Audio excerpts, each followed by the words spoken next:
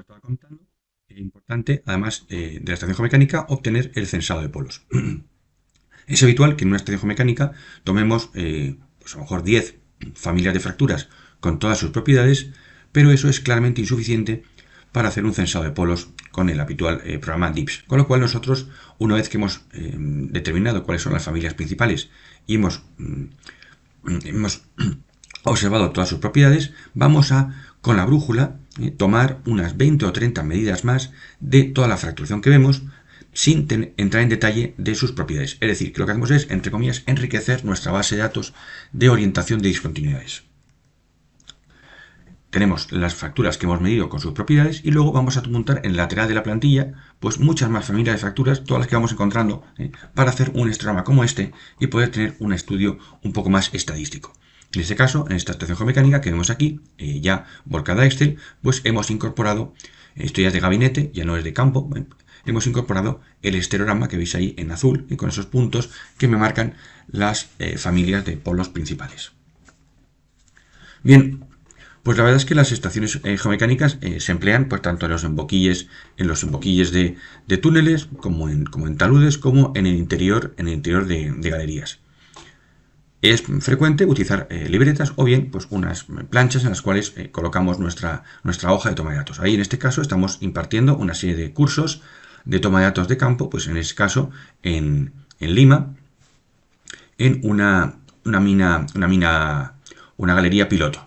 Es a veces complicado aprender a tomar datos en lugares en que se está trabajando, con lo cual ese tipo de metodologías es bueno buscar para practicar y para aprender galerías de mina o galerías de túnel que no estén en ejecución, que no estén trabajándose, de tal manera que podemos trabajar más tranquilamente. Lo ideal, en el caso de que hagamos estaciones geomecánicas subterráneas, es aprender subterráneo, pero no siempre es posible, con lo cual el emboquille de una galería o un talud pues es suficiente para tomar esos datos.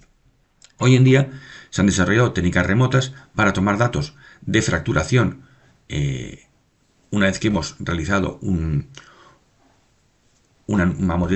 escáner del talud o de la obra subterránea. Entonces hay una serie de programas que me permiten tomar datos de esa fracturación, con lo cual ahí podemos también enriquecer nuestro histerograma. Además, estos programas me permiten obtener algún otro parámetro, como es la rugosidad, como es el espaciado, la continuidad. Es decir, que de los parámetros clásicos que tenemos de la RMR y del Q, varios de ellos podemos obtener de forma remota. Pero hay otros que son imposibles, es decir, el relleno de juntas, por ejemplo, la compresión simple, con lo cual estas técnicas son complementarias, pero nunca van a ser técnicas que sustituyan a una estación geomecánica de campo manual. Ahí vemos que hemos realizado un modelo virtual, hemos escaneado ese frente de galería y en el frente virtual estamos tomando datos de fracturación y automáticamente nos aparecen en un histerograma. Esto es un programa comercial. También tenemos otros programas de libre acceso, como por ejemplo Cloud Compare, que me permiten hacer exactamente lo mismo.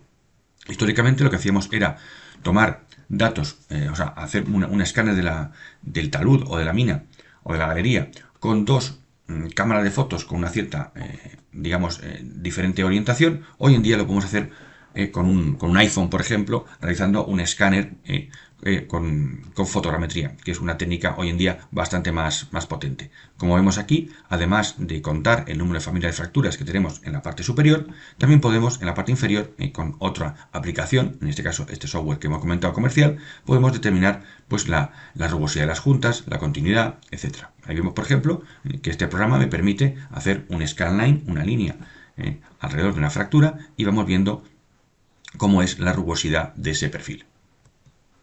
Pero no siempre podemos escanear un talud de manera sencilla. Aquí estamos viendo, pues, toma de datos, una estación geomecánica en una zona selvática de Bolivia, pues realmente ahí estamos haciendo escalómetro y tomamos datos con brújula y datos de la fracturación. Pues pocas técnicas remotas me permiten atravesar estas zonas de selva, por ejemplo, o alejarnos de este talud para poder tomar datos. Con lo cual, pues muchas veces lo que hacemos es ir con la libreta, tomar datos y pues hacer fotografías que nos permitan un poco completar esa información.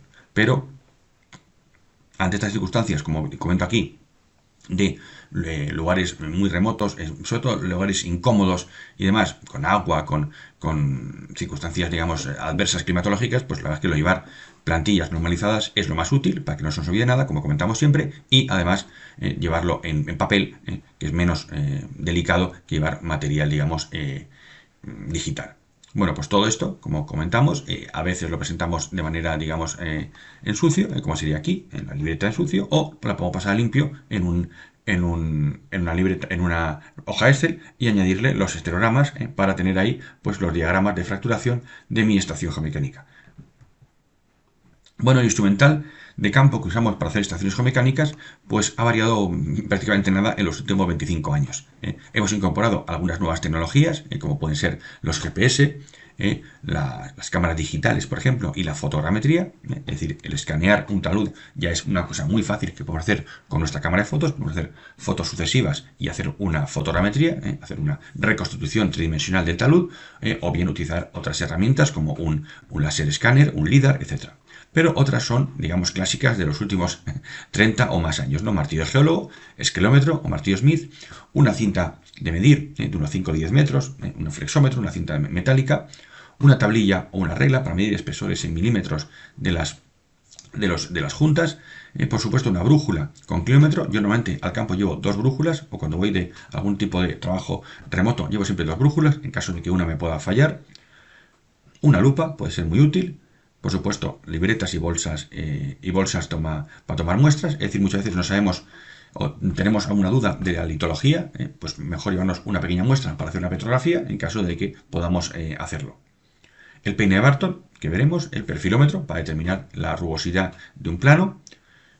Y luego, pues podemos llevarnos, en el caso, por ejemplo, de un país en el que tengamos buena cobertura de teléfono, podemos llevarnos solamente el móvil y mandar nosotros mismos la ubicación. En caso de que sea un lugar más remoto, pues requeriremos de un GPS que funcione, pues evidentemente, en lugares más inaccesibles. Aquí vemos una imagen, pues con un GPS, un escleómetro, tenemos el perfilómetro, tenemos como he comentado antes, 2 brújulas, el peine de Barton abajo, a la derecha, tenemos el flexómetro, las libretas, lápiz. Importante, lápices y bolígrafos. El lápiz dibuja incluso cuando me cae un poco de agua, y si se humedece puedes ir dibujando. Entonces muchas veces llevarnos lápices y bolígrafos, las dos cosas. Podemos llevarlo en una maleta protegida. También llevar, por ejemplo, ácido clorhídrico para saber si la muestra de roca en la que estamos analizando tiene algo de carbonato. Y en caso de obras subterráneas, pues es muy útil llevar un distanciómetro, un láser. Bien, todo esto lo tienen, este material, pueden consultarlo.